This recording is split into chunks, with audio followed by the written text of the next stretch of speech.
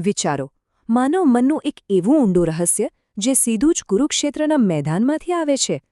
આજે આપણે એક એવી વાત સમજવાના છીએ જે આપણા બધાના જીવનને એકદમ અલગ જ દૃષ્ટિકોણ આપશે. એક બહુ જ મોટો સવાલ. જ્યારે કોઈ સાચું કામ કરવા જઈએ અને એનાથી આપણા પોતાના જ લોકોને, આપણા વહાલાઓને દુઃખ પહોંચાડવું પડે, ત્યારે શું થાય? આ એક એવી ભયંકર પરિસ્થિતિ છે ને જે દુનિયાના મહાનમાં મહાન માણસને પણ અંદરથી સાવ તોડી નાખે છે. કારણ કે જ્યારે મનના તર્ક અને હૃદયના ઊંડા સ્નેહ વચ્ચે યુદ્ધ થાય ને, ત્યારે અંદર એક જબરદસ્ત ઇમોશનલ અને મેન્ટલ બ્રેકડાઉન થાય છે. મન જાણે વિચારવાનું જ બંધ કરી દે છે. આપણે સૌ થીજી જ જઈએ છીએ. આજની વાત ચાલુ કરતા પહેલા બધાને મારા જય શ્રી રામ. ચાલો આપણા પ્રાચીન ગ્રંથોમાંથી આ સૌથી મોટી મૂંઝવણનો ઉકેલ શોધીએ અને એને બહુ જ ઊંડાણથી સમજીએ. કૃપયા પર્યાવિષ્ટો વિષીદન્નિદમબ્રવીત. ભગવદ્ ગીતાના પ્રથમ અધ્યાયના 27મા શ્લોકની આ શરૂઆત છે અને આ શબ્દો અત્યંત શક્તિશાળી છે. અહીં મહાન યોદ્ધા અર્જુનની મનોસ્થિતિનું વર્ણન થઈ રહ્યું છે. દૃષ્ટ્વેમમ સ્વજનમ કૃષ્ણ યુયુત્સુ સમુપસ્થિતમ.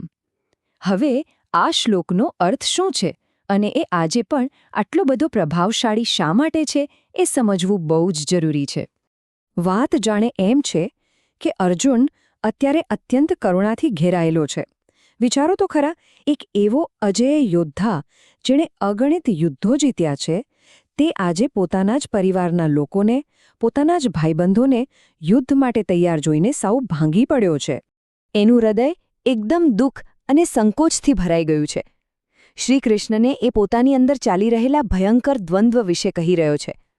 પોતાની જ સામે ઊભેલા સ્વજનોને જોઈને એને થાય છે કે શું આ યુદ્ધ કરવું ખરેખર યોગ્ય છે? એને આ બધું જ સર્વથા અયોગ્ય લાગવા માંડે છે. તો ચાલો સૌથી પહેલાં કુરુક્ષેત્રની એ વાસ્તવિકતા પર નજર કરીએ. અર્જુનની સામેની જે વાસ્તવિકતા હતી ને, એ ખરેખર રૂવાડા ઊભા કરી દેવી હતી. જ્યારે એ મેદાનમાં નજર નાખે છે ત્યારે એને કોઈ અજાણ્યા દુશ્મનો નથી દેખાતા.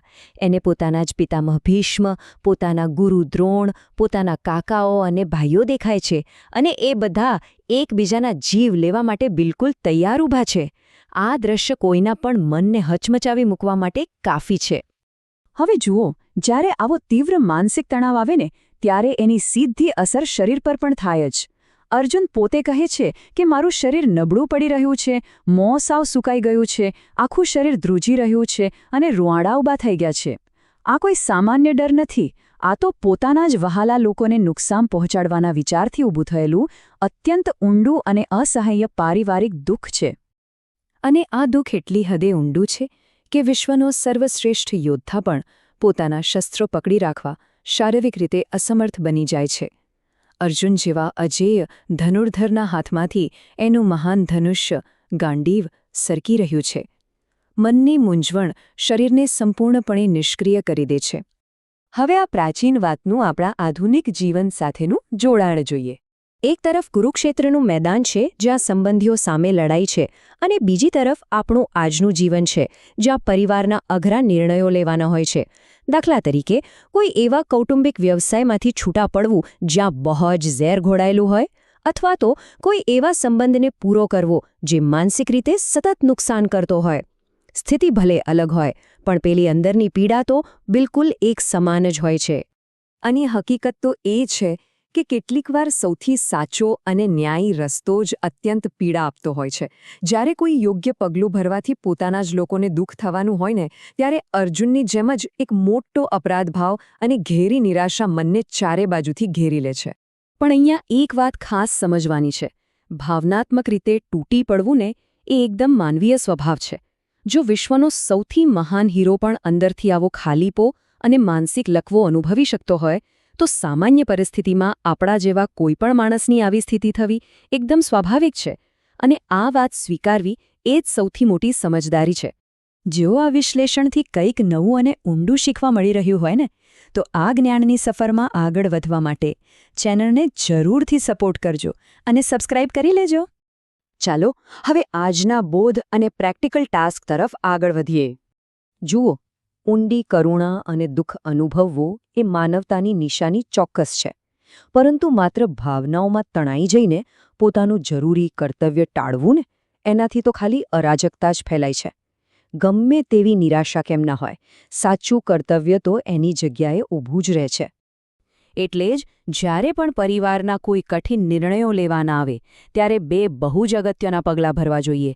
પહેલું, પોતાની ભાવનાત્મક પીડાનો પૂરેપૂરો સ્વીકાર કરવો, અને બીજું, એ પીડાની વચ્ચે પણ પોતાના ઉચ્ચ કર્તવ્યને ક્યારેય ભૂલવું નહીં. આપણી તીવ્ર ભાવનાત્મક પ્રતિક્રિયા અને આપણી મૂળભૂત જવાબદારીઓ આ બંને વચ્ચે ભેદ કરતા શીખવું અત્યંત જરૂરી છે. આખરે તો પડકારોનો સામનો હિંમતથી જ કરવો પડે, એનાથી ભાગીને કંઈ ન વળે. પોતાની જાત પરની શંકાઓને દૂર કરવા માટે એક ડગલું પાછળ હટીને સમગ્ર પરિસ્થિતિને એક મોટા દૃષ્ટિકોણથી જોવી પડે છે. બરાબર એવી જ રીતે જેમ ભગવાન શ્રી કૃષ્ણ હવે પછીના શ્લોકોમાં અર્જુનને માર્ગદર્શન આપવાના છે.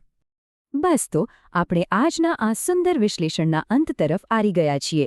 જ્ઞાનના આ ઊંડા સાગરમાં ડૂબકી લગાવવાનો ખરો અર્થ જ આ છે કે આપણે એમાંથી આપણા જીવન માટે કંઈક નક્કર શીખી શકીએ. આજના માટે આટલું જ. પણ ડેલી આવી વાતો માટે જોડાયેલા રહેજો આપણી ચેનલ સનાતન રહસ્ય સાથે. જીવનમાં જ્યારે પણ આવો અસમંજસનો સમય આવે ત્યારે એક સવાલ જરૂર પૂછજો કે ધર્મ શું છે અને કર્તવ્ય શું છે. મળીશું કાલે અધ્યાય 1ના શ્લોક 28 સાથે અને નવા જ્ઞાન સાથે. જય શ્રી કૃષ્ણ. હરિઓમ.